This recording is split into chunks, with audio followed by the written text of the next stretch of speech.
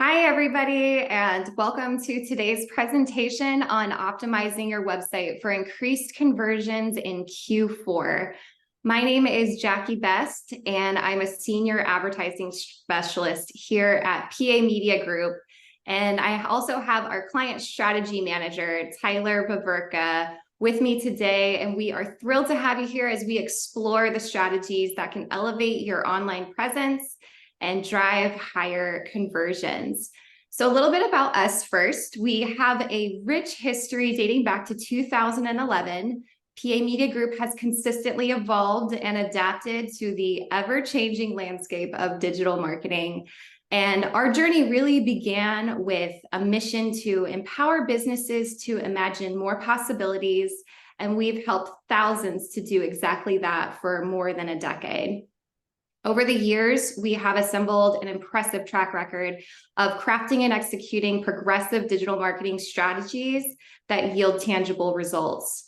From enhancing brand visibility to creating engaging content that resonates with audiences, our team has honed its expertise to deliver exceptional outcomes. With a commitment to innovation and excellence, we've consistently pushed the boundaries of what's possible, and we've employed data-driven insights to optimize user experiences, amplify engagement, and ultimately drive more conversions with our local news site, PennLive.com. So some of you may know PennLive.com has actually held the title of #1 local news site in Pennsylvania for the past 3 years. And we get an average of 10 million unique users accessing our site monthly. So we've accomplished this by understanding the importance of optimizing our website for conversions, and we're excited to share those building blocks with you here today. So let's go ahead and dive in. And after we go through these strategies, we are going to go to the chat for a few minutes for Q&A. So write down your questions or feel free to put them in the chat while we're going. And when we get to the end, we will be happy to answer some questions for you. So as you likely know, optimizing various aspects of your website is going to help with improving conversions. For today, we've put together 3 crucial topics that will help you get off the ground and running quickly. And these tactics will help you guide your website visitors to take action by doing things such as making a purchase or signing up for an event or even filling out a form for more information. So the 3 areas we're going to be exploring are the user experience and design. And the user experience is also known as the UX. We're also going to go into ideas for content and messaging and what that should look like. And then last, we'll go through some conversion optimization techniques that we have found to work very well. I want to guide your eyes over here to this little meme, and I think this is a perfect representation of what it's like for an end user to come to a website or UI user interface. Looking at the platform here, we're looking at ketchup bottles. And as you can probably tell, this is Heinz ketchup. You probably remember those glass bottles. Sometimes I still see them around. People are trying to get all the ketchup out of them, and it can be a very frustrating experience, even some people grabbing the butter knife to get the ketchup out. And then, of course, it blobs out just too much. So it can be very frustrating. And that can be what it's like when you go to a website that doesn't have a user-friendly design. Now, what Heinz did was they realized that frustration and they redesigned their website to create a better, more positive user experience with the easy squeeze bottle. So this is literally all I buy nowadays because it is the easiest way to get exactly what I'm looking for. All right, let's go ahead and dive in. The user experience and design. We're going to go through the top things that we want to focus on for this topic specifically. So when we're talking about the user experience and design, we're looking at the overall, enhancing the overall look and feel of the website to make sure that it's appealing to the people that are visiting you, and that is likely going to help increase your conversions. So the first point here is responsive design. And you may have heard this. This has been a big topic over the last several years, and making sure that your website is mobile and tablet friendly. It is very frustrating when you go to a website and it's not mobile friendly because you have to zoom in, and it just doesn't flow very well. So people are more likely to bounce off your website. So creating a mobile friendly version of your website will also help you rank higher in the Google search results. Next, we have clear navigation. So we want to make sure that it is as easy as possible for people to find what they're looking for by making sure everything is organized on your website and everything is clearly labeled and logical. Tyler has a couple of great examples he's going to share with us to show you what clear navigation looks like. Yeah, so what we wanted to do was we didn't want this presentation to all be text. We wanted to show some real life examples. And Jackie was kind enough to say, "Hey, Tyler, will you do that?" And I said, "Absolutely." So when we're looking at clear navigation, the first thing we wanted to talk about was it doesn't matter whether you have one product or service or 10,000 products or services.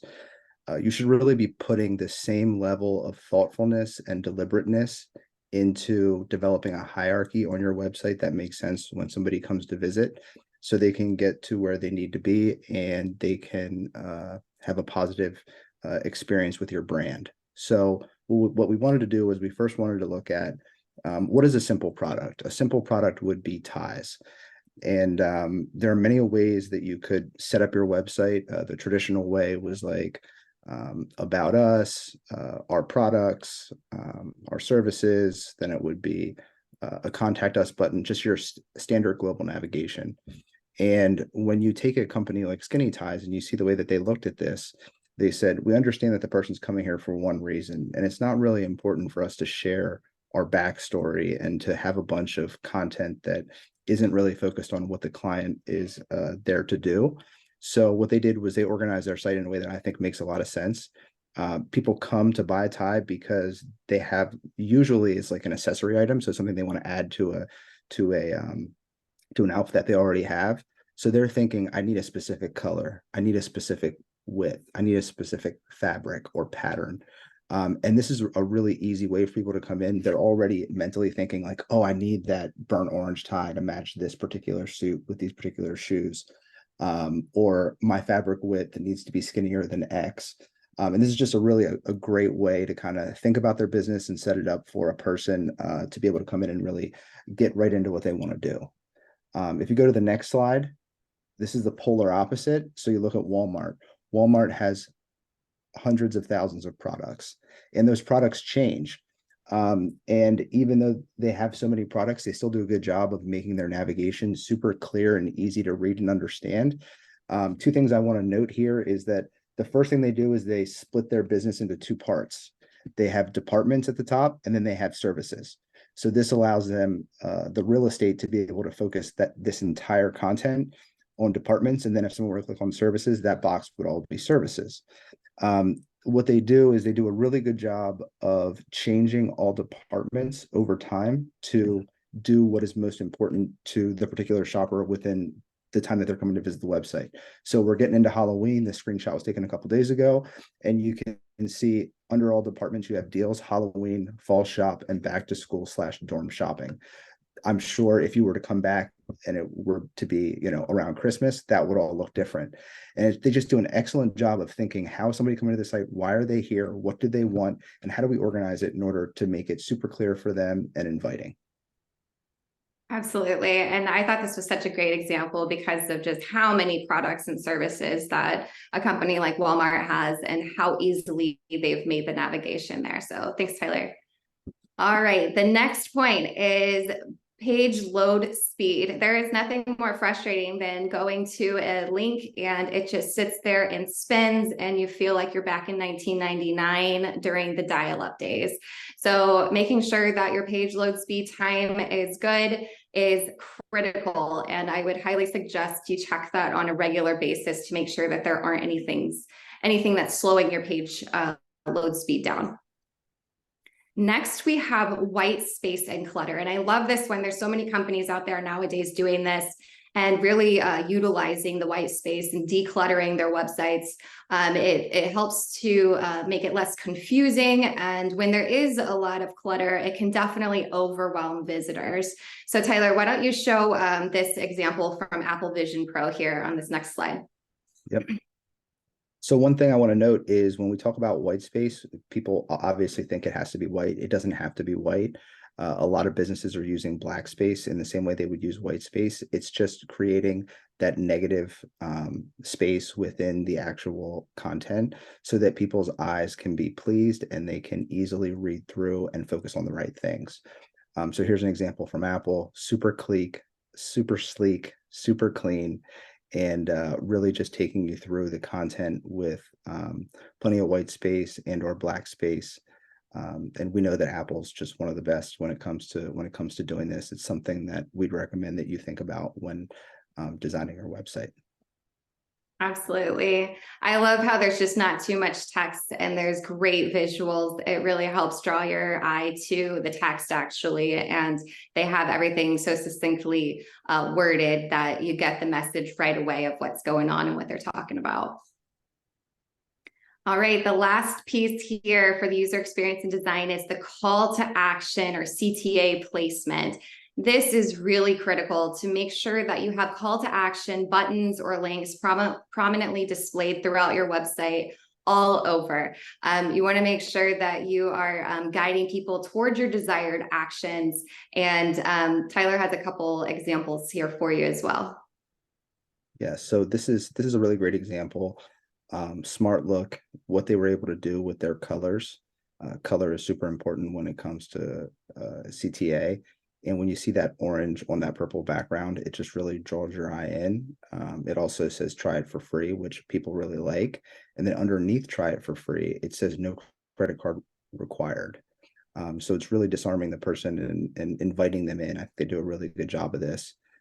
And they also have two call to actions, which they have to get a one-to-one demo, and they also have the try it free. So obviously the person that doesn't get a one-to-one demo is a little bit more lower funnel as opposed to the person that's trying it for free. And that's probably why the color's a little bit lighter, because they're there with a mission, like they're ready to sign up. Go ahead and go to the next one. So here's an example of a mobile site that when we talk about call to actions, it should be pretty apparent that this is what you want me to do. When we look at Duke's Bar and Grill, we understand they have a lot of locations and they have a lot of restaurants that are outside of the Duke's name. But we don't really have a call to action on this site, and it kind of leaves you thinking like, I don't know what to do next. You see this little see what's grilling menu that kind of blends into the picture and the video, and it's not very prominent. So this would be a particular website that we'd make a recommendation to definitely add a call now button, especially when it comes to food, whether it's takeout or calling to schedule a reservation. Call now has to be something that is clickable and that is very prominent. Definitely. All right. So we are moving on now to the content and messaging section. And this is really where we're looking at creating a persuasive and relevant content that's going to effectively communicate the value proposition. We're looking to resonate with the target audience and make sure that we're prompting them to take the desired action. So the first point here is the clear value proposition. It is critical that you have this on your homepage and you're explaining how you are solving the problems or meeting your customers' needs for the audience that you're targeting. And Tyler has a fantastic example of two flooring stores and what the difference is when you have a clear value proposition versus when you don't. Oops, we went too far. Yeah, so here's one example. If you go to this website and you're looking to buy flooring, what is the first thing you see? The first thing I see is discover flooring for every space. The second thing I see is shop our extensive flooring selections.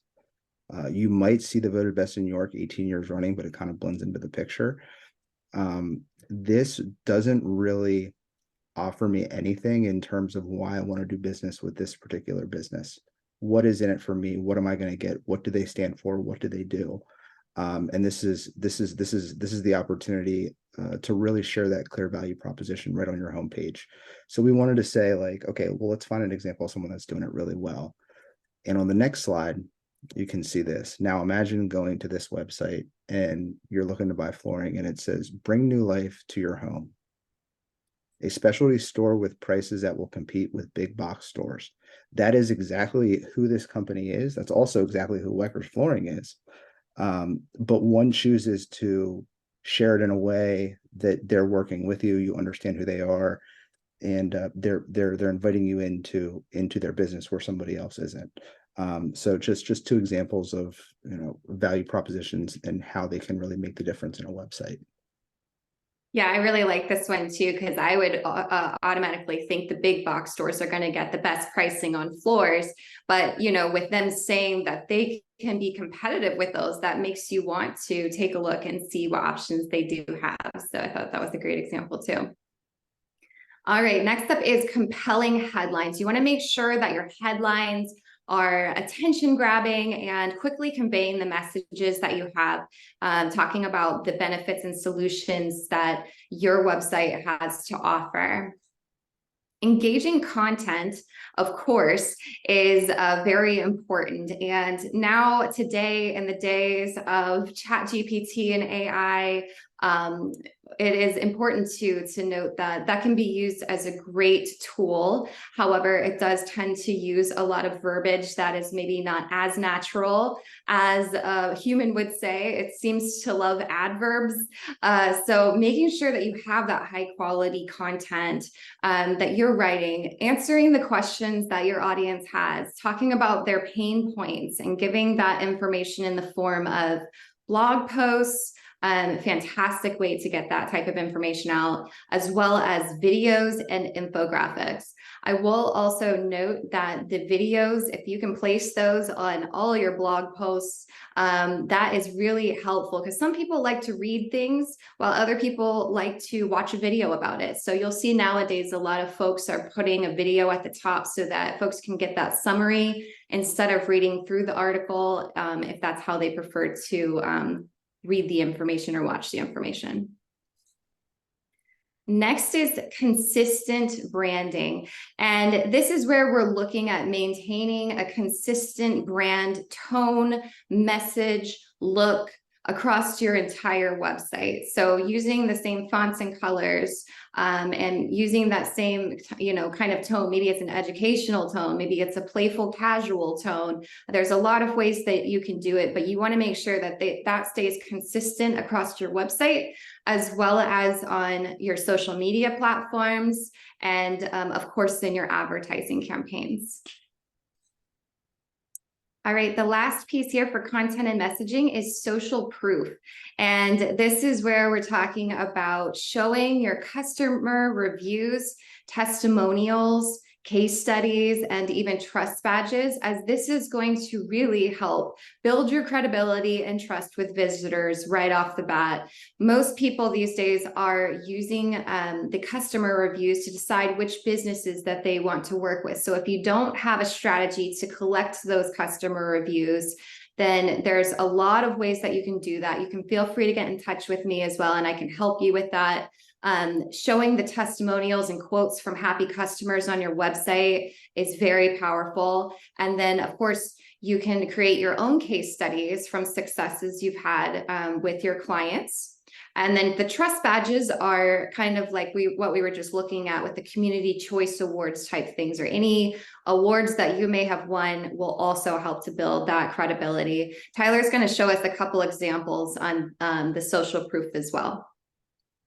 Yeah, so here is an example of two different websites, two different auto dealers, both located in the Hilly DMA. One is Faulkner Honda on the left, and on the right, we have Bobby Rahal Honda. Faulkner chooses to display a badge at the top that talks about their relationship with Carfax and their top-rated dealer. That is one of the options that you can kind of use to try to persuade people and show them that social proof. But what we believe is that the number one way to really speak to potential customers and to get their trust is through local reviews with pictures. And if you look at Ray Hall on the right, and if you go to the next slide, we can zoom in a little bit. They choose to, on their website, share local reviews from people that actually bought vehicles at their store, at their dealership. And they have over 13,000 reviews through Snap 21 with a 4.9 star. Google, they have over 1,500 reviews, 4.8 stars, and they're not afraid to put these out there and allow people to see what kind of business they do and what people think of them in the community. The other thing that I like is that in a lot of these reviews, they actually say like where the person's from. So it shows that they really are local. Yeah, I love that. It's so personalized, and I love the pictures with it as well. They do a great job of collecting those reviews. Okay, so on to our conversion optimization techniques that we've seen help to drive more visitors to convert into leads. Here we have the first one, A/B testing. This is so underutilized from what I see generally. There's a great value in doing A/B testing on your call to action buttons, headlines, images, all types of different things on your website. And I typically recommend at least a 30-day test on these things so that you have enough time for it to stick and get good, valuable data on the back end. And then for your next test, the next month, you might want to try something else out, and then you can compare those two month over month and see which ones are performing better. So this is something that's very easy. As long as you stay on a consistent basis, it can be really simple to implement and learn from. Next is reducing friction. And this is so important, especially nowadays, because I think everyone's attention span is just getting lower and lower as we go along. But we want to create the least amount of steps for your visitors to take to fill out the forms or complete the action that's needed. So an autofill form is a great option whenever possible to implement. And Tyler, why don't you show us the difference between your normal form fill versus the autofill? Yeah, so here we have an example of an advertiser that is trying to generate form fills, and they have 8 different spots within this lead gen this lead gen page that are all required. And when you think about this, like you're somebody and you want information, you want to get that free quote. Do you really want to put all this information in when somebody else is going to allow you to get the free quote with maybe 2 steps? Probably not. And the other thing to think about is, your message. That's another weird thing to ask because typically when you're going to a website, they know why you're there, why you're there. So let's get to the actual next step and show that you're going to be able to, as a business, to be able to kind of meet them where they are and add value. So if you go to the next slide, this is an example of something that I think is excellent. So if you have somebody that's on your site looking at roof replacement, which was the same thing in the other example, that you're going to need to do a 1-hour consultation. That a member of the sales team is going to need to contact them, as opposed to saying, hey, write me a little brief explanation of what's going on. Just schedule the meeting. This allows the person that's buying or the person that's thinking about buying to say okay, I have this set. We're going to have a great conversation. We're going to move forward from there. Instead of back and forth to try to set a meeting, this just really just kind of streamlines the process, makes it easy for everybody, and really reduces that friction. As you can also see, this particular lead capture only has 4 fields as opposed to 8 or 10. I know I always appreciate that. The easier it is, the better. All right. And so the next piece is the exit intent pop-ups.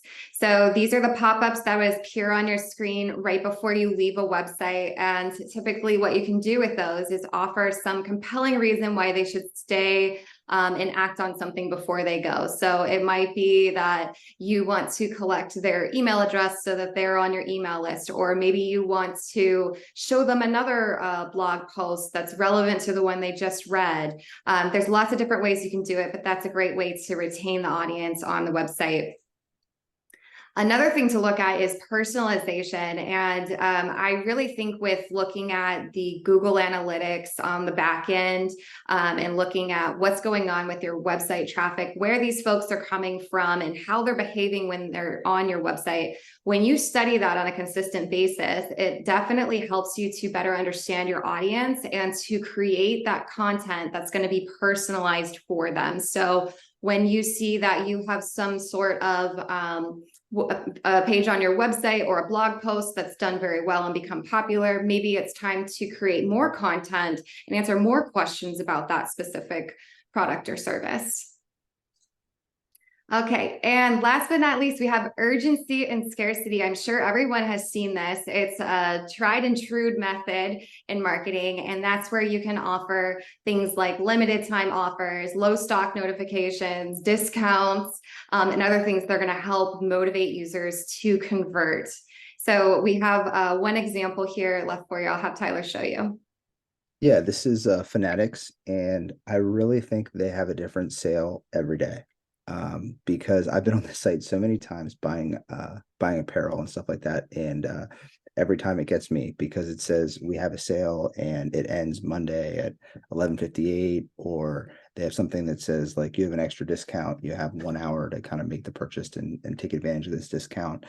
And even though I know there's going to be another sale tomorrow or the next week, it still like gives me anxiety, and I'm like, I want to get this purchase and get it done now because I want to make sure I'm taking advantage of this. And it's like Jackie said, it's something people have been doing for a long time. But really incorporating this into your website could definitely increase your conversions for Q4.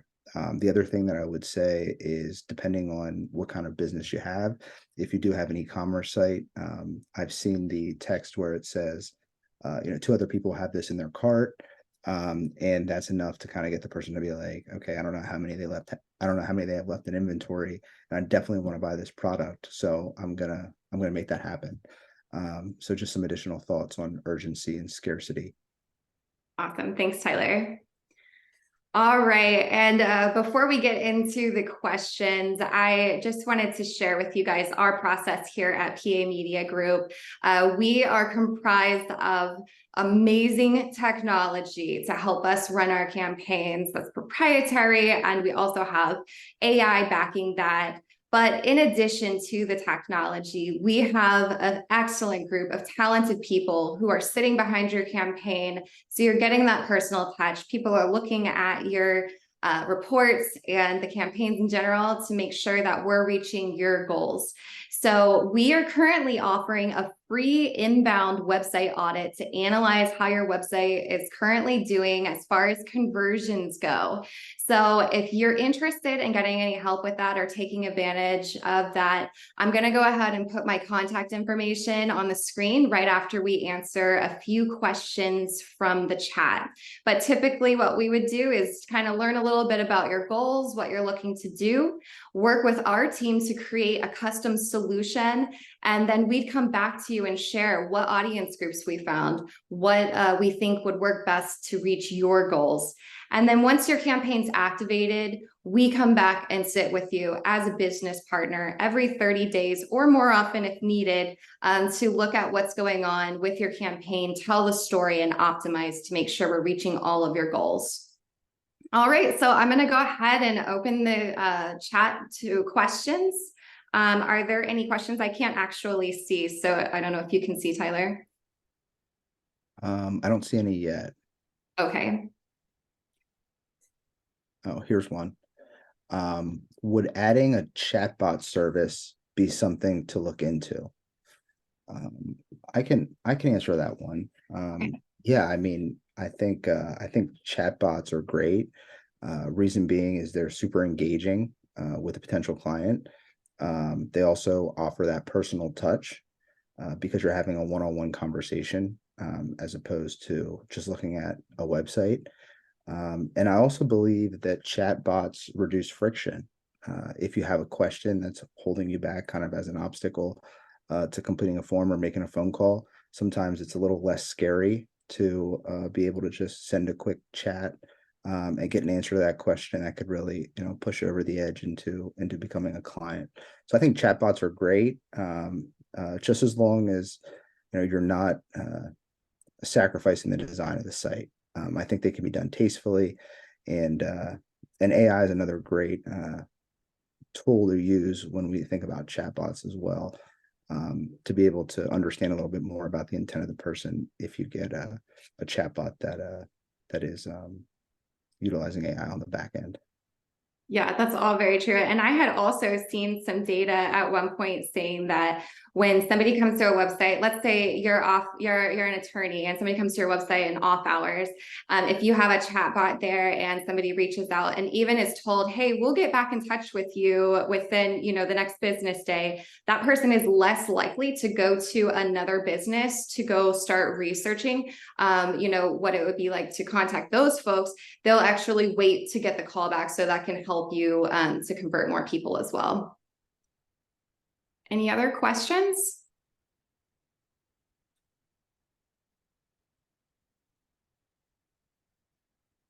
All right, it sounds like we don't have any other questions. Is that right? I don't see any. Okay, perfect. All right, well, let me go ahead and put my contact information up here. So just in closing, we hope that this presentation has shed light on the transformative power of optimizing your website for increased conversions.